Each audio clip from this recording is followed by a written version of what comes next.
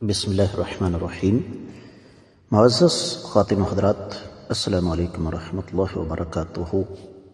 گناہوں کو معاف کرنا یہ صرف اور صرف معبود برحق کا اختیار ہے، کوئی اور یہ کام نہیں کر سکتا۔ یہی ہمارے آج کے قرآن مجید کے سبق کا موضوع ہے کہ معبود برحق کی پانچویں خوبی گناہوں کو بخشنا۔ معمول کے مطابق سب سے پہلے آیت مبارکہ کی تلاوت کرتے ہیں۔ اعوذ باللہ السمیع العلیم من الشیطان الرجیم۔ والذی أطمع أن يغفر لي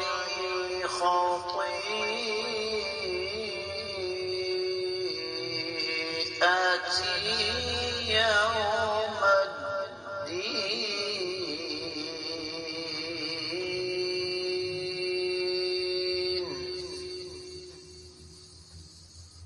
والذي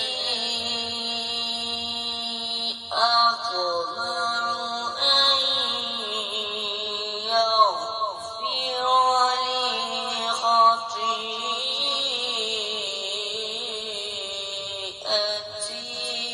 يوم الدين۔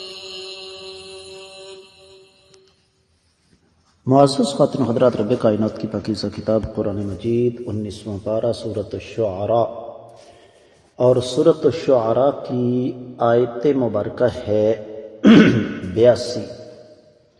اللہ مالک العلم رب الجلال والاکرام نے سیدنا ابراہیم علیہ السلام کی بات نقل فرمائی، جس میں انہوں نے اللہ ملک العلم رب الجلال والاکرام کے بارے میں بات کرتے ہوئے فرمایا والذی، اور وہی ذات ہے، اطمع، میں امید رکھتا ہوں، ان یغفر لی، کہ میرے لیے بخش دے گا، خطیئتی، میری غلطی کو، یوم الدین، قیامت والے دن۔ بامحاورہ ترجمہ، اور اللہ تعالیٰ وہی ذات بابرکات ہیں جن سے میں نے امید باندھی ہوئی ہے کہ وہ قیامت والے دن میرے گناہوں کو معاف فرما دے گی۔ امام ابن کثیر رحمۃ اللہ علیہ ارشاد فرماتے ہیں، معنی اس کا یہ ہے کہ هو الذی لا یقدر علی غفر الذنوب فی الدنیا والآخرہ الا ہوا۔ اللہ تعالیٰ وہ ذات بابرکات ہیں کہ جو اس بات پر قدرت رکھتے ہیں کہ ان کے سوا کوئی گناہوں کو معاف نہیں کر سکتا، اور اللہ تعالیٰ جو چاہتے ہیں، جب چاہتے ہیں، جہاں چاہتے ہیں، اور جیسے چاہتے ہیں کرتے ہیں۔ دیگر کتب تفاسیر کا جائزہ لیا جائے تو اہل علم نے سب سے پہلے ایک مناسبت ذکر کی۔ امام بقائی نے نظم الدرر میں فرماتے ہیں کہ اللہ تعالیٰ نے تذکرہ فرمایا اس چیز کا کہ میں تمہیں قیامت کے روز اٹھاؤں گا۔ یہ بات کرنے سے قبل رب کائنات نے سیدنا ابراہیم علیہ السلام کی زبان سے اس بات کا تذکرہ کر دیا کہ اللہ کے سوا کوئی بھی گناہوں کی معافی کے قابل نہیں ہے۔ امام ابن عطیہ نے اپنی تفسیر میں یہ لکھا ہے کہ اس سے مراد سیدنا ابراہیم علیہ السلام کی وہ 3 باتیں ہیں جو کہ بظاہر خلاف حقیقت تھیں۔ تفسیر ابن عطیہ میں اس کی تفصیل موجود ہے، اور اس مناسبت سے پھر صحیح مسلم میں 214ویں حدیث ہے، سیدہ عائشہ رضی اللہ تعالیٰ عنہ راوی ہیں، ارشاد فرماتی ہیں کہ میں نے سوال کیا اللہ کے نبی صلی اللہ علیہ وسلم، ایک شخص تھا جس کا نام ابن جدعان تھا، زمانہ جاہلیت میں وہ رشتہ داری کے تعلق کو جوڑتا تھا، مساکین کو کھانا کھلاتا تھا، تو کیا اسے ان چیزوں کا کوئی فائدہ ہوگا؟ آقا علیہ السلام نے ارشاد فرمایا لا ینفعہ، یہ چیزیں اسے قیامت والے دن فائدہ نہیں دے سکتی۔ انہ لم یقل یوما رب اغفر لی خطیئتی یوم الدین، اس نے ایک دن بھی زندگی میں یہ نہیں کہا کہ اللہ بدلے والے دن میری غلطیوں کو معاف کر دینا۔ اور میں یہاں اس مناسبت سے آپ لوگوں کو یہ ضرور نصیحت کروں گا جہاں تک میری آواز جا رہی ہے کہ یہ الفاظ رب اغفر لی خطیئتی یوم الدین، رب اغفر لی خطیئتی یوم الدین، یہ الفاظ ہماری زبان پر مسلسل چلتے رہنے چاہیے۔ اہل علم یہ فرماتے ہیں کہ اس آیت مبارکہ سے بین السطور ہمارے سامنے ایک اور چیز بھی آتی ہے، اور وہ یہ ایک سوال ہے کہ ہمارے گناہوں سے، تمام کے تمام گناہوں سے، چھوٹے سے چھوٹا گناہ ہے، بڑے سے بڑا گناہ ہے، کیا اللہ کے سوا کوئی اور آگاہ ہے؟ یقینی طور پر نہیں۔ تو جب اللہ کے سوا کوئی اور گناہوں سے آگاہ نہیں، کسی کو اللہ کے سوا ہمارے گناہوں کا پتہ نہیں، تو ان گناہوں پر خط تنسیخ بھی اللہ کے سوا کوئی اور نہیں پھیر سکتا۔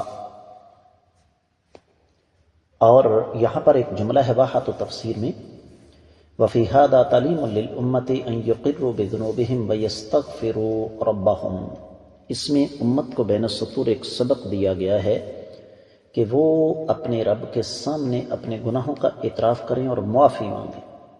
اور سیدنا ابراہیم علیہ السلام نے یہ بات عاجزی انکساری کی بنیاد پر کی، ورنہ انبیاء تو کبیرہ گناہوں سے معصوم ہوتے ہیں۔ اور اللہ کے نبی صلی اللہ علیہ وآلہ وسلم بھی اپنی حیات مبارکہ میں ایک دن میں 70 بار اللہ تعالیٰ سے مغفرت مانگا کرتے تھے۔ اور جہاں تک اس بات کا تعلق ہے کہ سیدنا ابراہیم علیہ السلام نے 3 باتیں کی تھیں جو کہ بظاہر حقیقت کے خلاف تھیں، تو حقیقت یہ ہے کہ وہ جھوٹ نہیں تھا، بلکہ وہ تو حالات و واقعات کے مطابق ایسی بات تھی جو کہ بظاہر حقیقت کے خلاف تھی، لیکن اصل میں عین حقیقت تھی۔ اور صحیح بخاری میں یہ حدیث مبارکہ موجود ہے 3 جگہ پر، 3350، 4768، 4769۔ اللہ کے نبی صلی اللہ علیہ وسلم نے ارشاد فرمایا کہ سیدنا ابراہیم علیہ السلام قیامت کے روز اپنے والد آزر کو ملیں گے، اور آزر کے چہرے پر غیرت اور اکڑ ہوگی۔ تو سیدنا ابراہیم علیہ السلام کہیں گے کہ میں نے آپ سے نہیں کہا تھا کہ میری نافرمانی نہ کریں۔ اس وقت ان کے باپ کی اکڑ ٹوٹ جائے گی اور وہ کہے گا کہ میں آج تیری نافرمانی نہیں کروں گا۔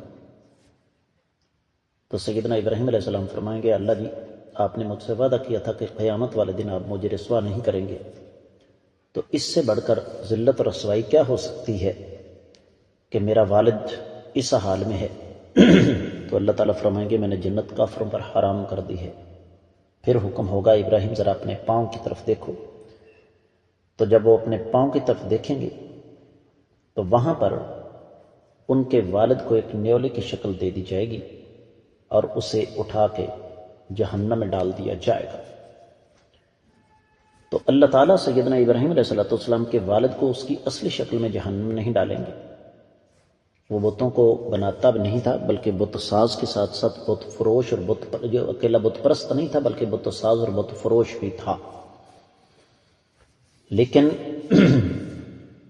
اللہ ملک العلم رب الجلال والاکرام سیدنا ابراہیم علیہ السلام کے ساتھ کیا گیا اپنا وعدہ پورا کریں گے، اور کوئی یہ نہیں کہہ سکے گا کہ یہ سیدنا ابراہیم علیہ السلام کا والد ہے اور وہ جہنم کی آگ میں جل رہا ہے۔ بات کو اختتام کی طرف لے کر جاتے ہیں کہ سیدنا ابراہیم علیہ السلام نے ان الفاظ کے ذریعے اللہ تعالیٰ کی توحید پر مہر ثبت کر دی کہ رب کائنات کے سوا ان خوبیوں کا مالک نہ کوئی تھا، نہ ہے، نہ قیامت تک ہو سکتا ہے۔ اس آیت مبارکہ سے ہمیں بنیادی طور پر توحید کا سبق ملتا ہے۔ اس کے ساتھ ہی سبق مکمل ہوتا ہے۔ اجازت دیجیے، السلام علیکم ورحمۃ اللہ۔